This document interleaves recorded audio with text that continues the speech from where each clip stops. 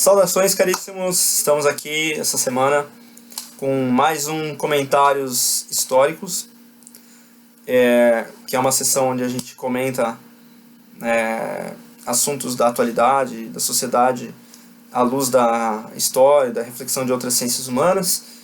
Meu nome, para quem ainda não me conhece, é Rafael de Mesquita Divo. Eu sou professor de ensino médio, de ensino superior, professor de história, historiador, pesquisador, formado pela Universidade Federal do Paraná, com mestrado, doutorado também pela UFPR.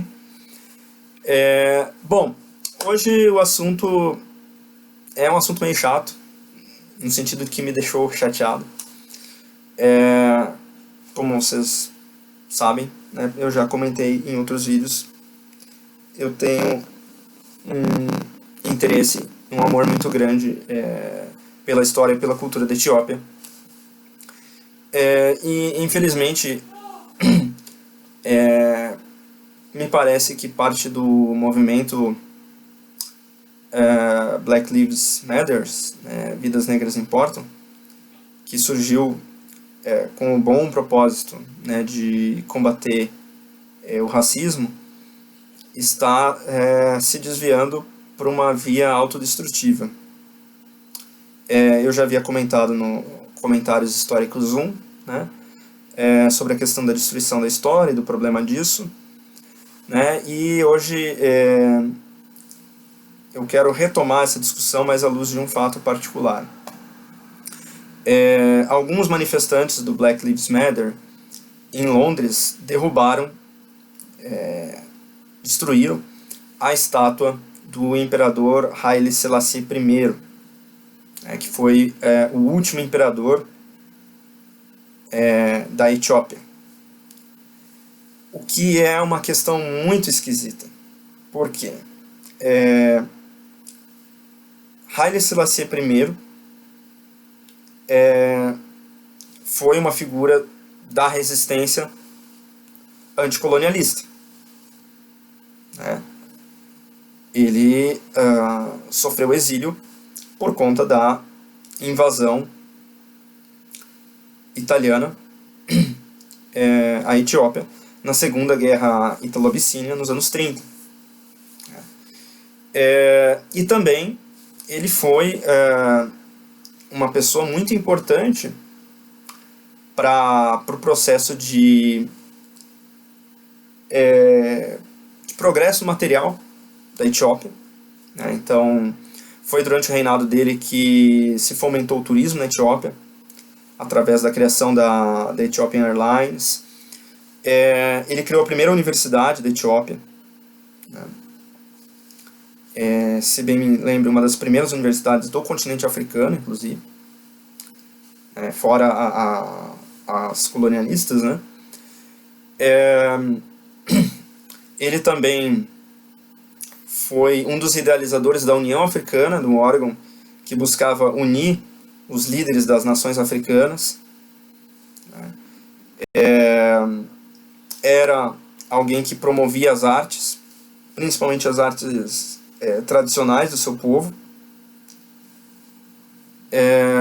Foi a primeira pessoa na história da Etiópia que conseguiu algo que a Etiópia sempre quis e nunca teve antes dele, que foi a autonomia da Igreja Ortodoxa Etíope com relação à Igreja Copta Ortodoxa.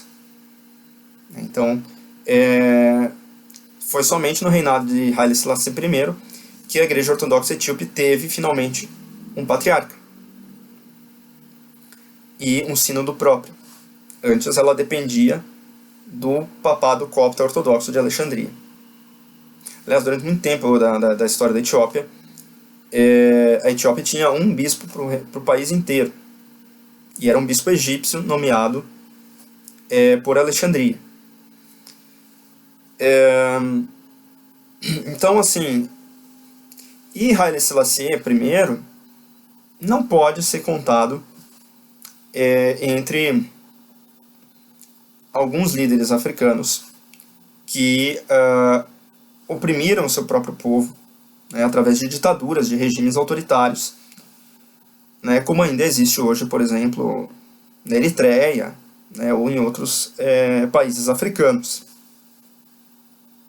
Então Haile Selassie I certamente não é um opressor do povo africano.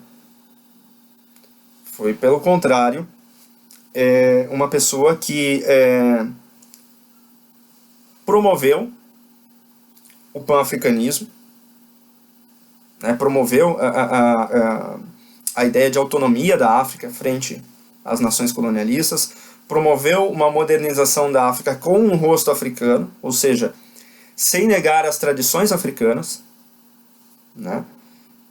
Haile Selassie I era profundamente cristão ortodoxo, miafisista, né?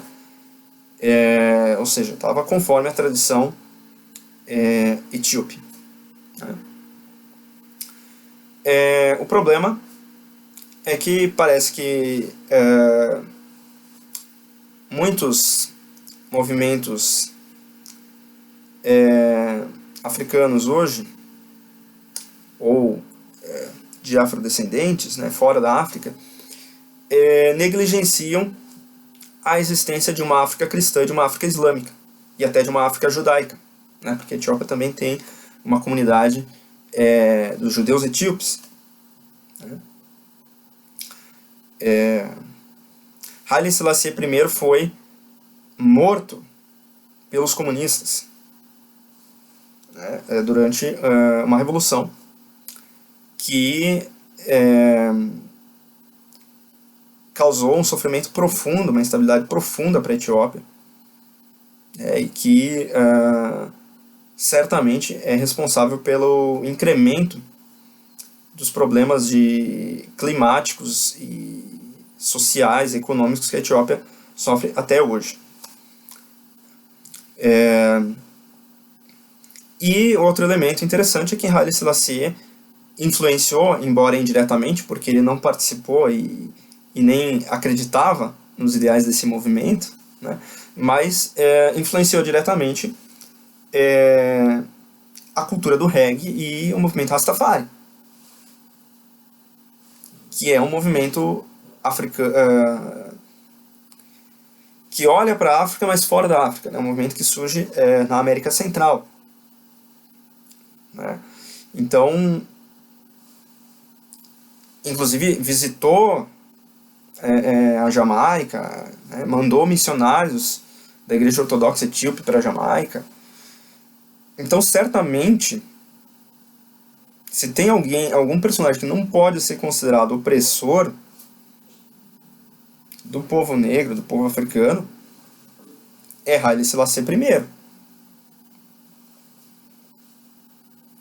Por mais que a gente saiba que existam conflitos, divergências étnicas na Etiópia, esses conflitos estão muito mais intensos hoje, sobre o atual regime republicano democrático da Etiópia, do que na monarquia de Haile Selassie I. E para vocês verem a importância, né, da Etiópia sobre Haile Selassie I, que grande parte dos países africanos, ao se tornarem independentes, adotaram as mesmas cores da bandeira da Etiópia, porque eles viam a Etiópia como um exemplo de resistência ao colonialismo. Eles queriam imitar essa resistência ao colonialismo.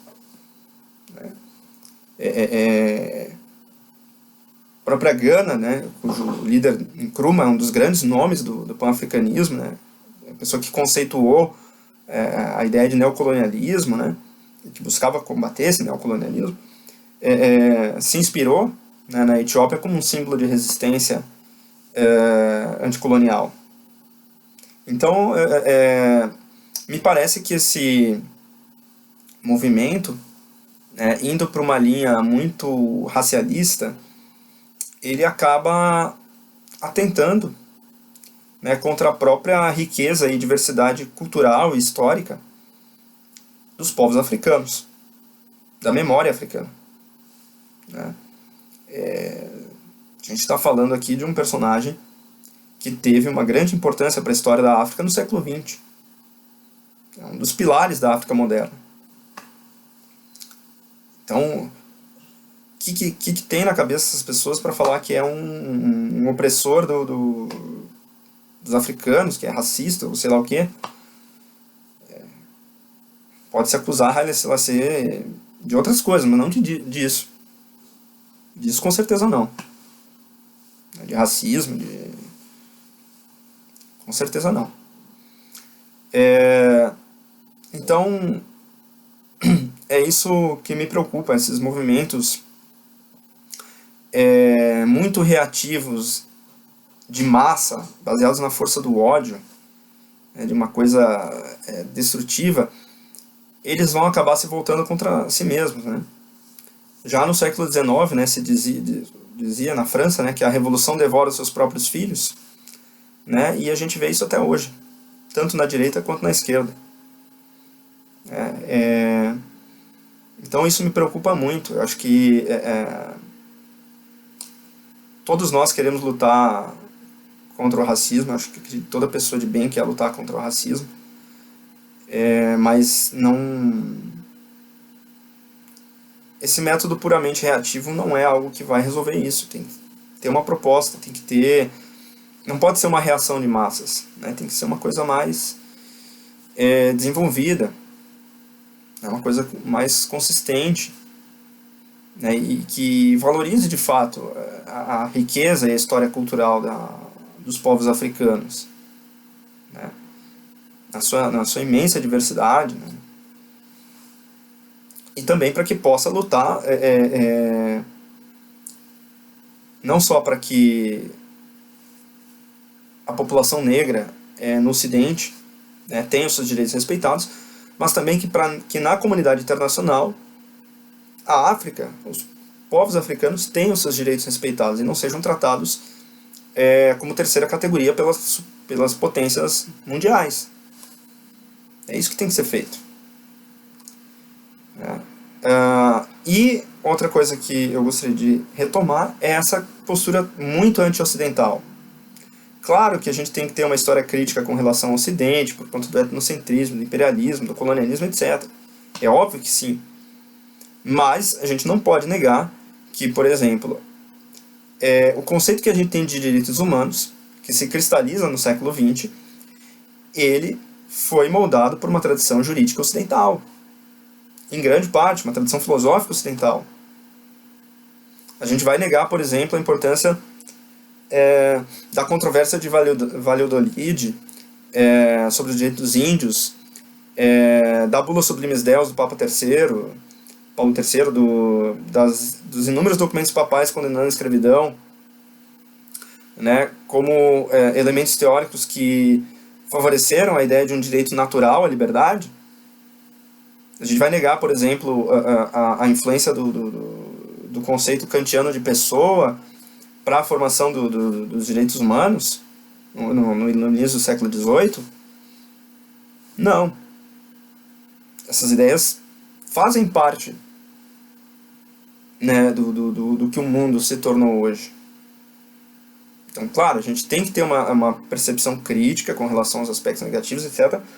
Mas a gente não pode negar aquilo que é proveitoso, que é bom, né? Como diz São Paulo, né? Examinar e tudo e ficar com o que convém. Então é isso, pessoal. Vamos rezar aí, né? Para os santos etíopes, né? Santo Lesbão, né? O rei Caleb de Aksum, Santo Yared, Gebre Micael, Gebre Abuna Memphis Kedus, e tantos outros santos, para que intercedam, né, pelo povo africano, né, e para que os direitos de todas as pessoas, né, independente da sua raça, sejam respeitados e que toda pessoa seja valorizada como ser humano. Então é isso, pessoal. Desejo que Deus abençoe vocês. Obrigado pela atenção, né? Se você gostou do vídeo, não esquece de deixar o seu like, ativar o sininho, se inscrever no canal, por favor, se você quer apoiar o meu trabalho, e compartilhar aí com seus amigos, né, para que a gente troque algumas ideias aí, se vocês tiverem alguns outros comentários a fazer, então também botem aí nos comentários. Então beleza, até mais, Deus abençoe a todos.